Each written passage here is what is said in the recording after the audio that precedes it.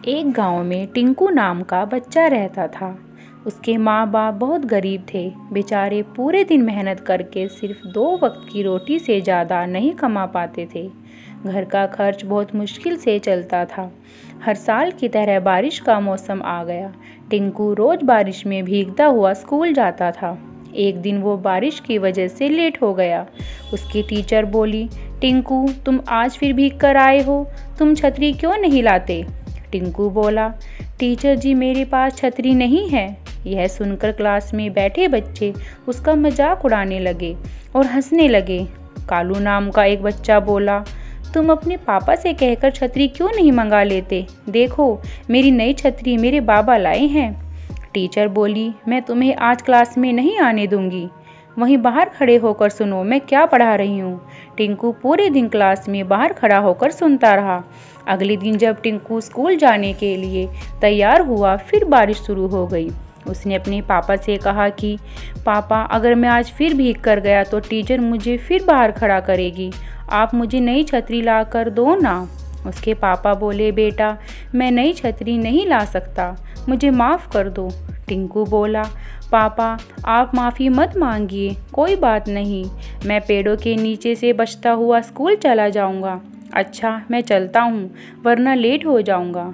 टिंकू पेड़ों के नीचे से होता हुआ बारिश से बच कर स्कूल के रास्ते चलने लगा। लेकिन बारिश तेज होने के कारण वो भीग गया। तब वो एक पेड़ के नीचे खड़ा हो गया।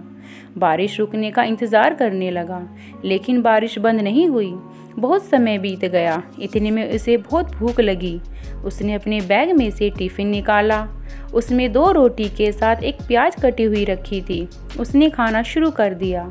इतने में एक साधु बाबा बारिश से बचते हुए उसी पेड़ के नीचे आ गए। टिंकू ने उन्हें भी खाना खाने के लिए पूछा, बाबा रोटी खाओगे?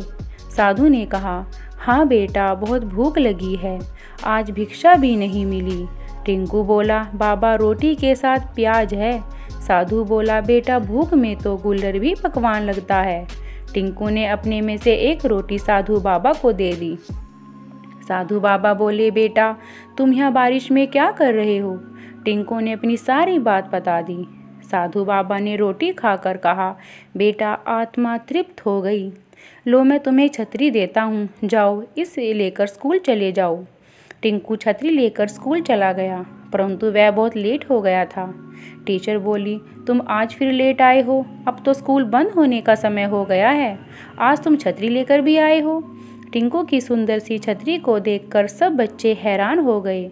तब कालू बोला, टिंकू क्या तुम इस छतरी को चुरा कर लाए हो? इतने में स्कूल की घंटी बज गई। टिंकू अपनी छतरी लेकर अपने घर जाने लगा। तब दूसरे बच्चों की छतरी हवा के कारण उड़ गई। तब टिंकू बोला कि तुम सब मेरी छतरी में आ जाओ वरना भीग जाओगे। तब कालू ने सब बच्चे को धक्का देकर टिंकू की छतरी में चला गया। कालू जब टिंकू की छतरी के अंदर गया तो वह बहुत बड़ी हो गई। जैसे ही और बच्चे भी उसकी छतरी के अंदर आते जाते छतरी और बड़ी हो जाती। जैसे जैसे टिंकू रास्ते में चलता गया और जो भी गांव का आदमी उस छतरी के अंदर आता वो छतरी और बड़ी हो जाती। यह बात सारे गांव में फैल गई। अगले दिन गांव के मुखिया जी टिंकू के घर गए और कहा कि टिंकू तुम्हारे पास जो छतरी है उसे दिखाओ, तुम्हें ये छतरी कहाँ से मिली? टिंकू बोला, मुझे ये छतरी एक साधु बाबा ने दी थी। तब मुखिया जी बोले, ओह तभी तो यह एक जादुई छतरी है, इसके अंदर जितने आदमी आते हैं ये उतनी ही बड़ी हो जाती है। इस छतरी की सहायता से मुझे एक उपाय सूझा है, क्यों न इसकी सहायता से बारिश का पानी स्टोर किया जाए।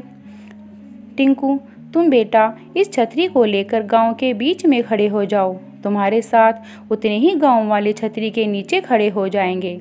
तब बारिश का पानी छतरी की सहायता से होता हुआ एक तरफ नहर में और दूसरी तरफ तालाब में गिरेगा। इस तरह से नहर और तालाब के पानी से खेतों की सिंचाई भी हो जाएगी और ज़्यादा बारिश से खेतों को नुकसान भी नहीं होगा। टिंकू ने वैसा ही किया। अब तो सब टिंकू की वाह वाह करने लगे। टिंकू के पापा ने कहा कि देखो बेटा सब तुम्हारी तारीफ कर रहे हैं, मैं आज बहुत खुश हूँ।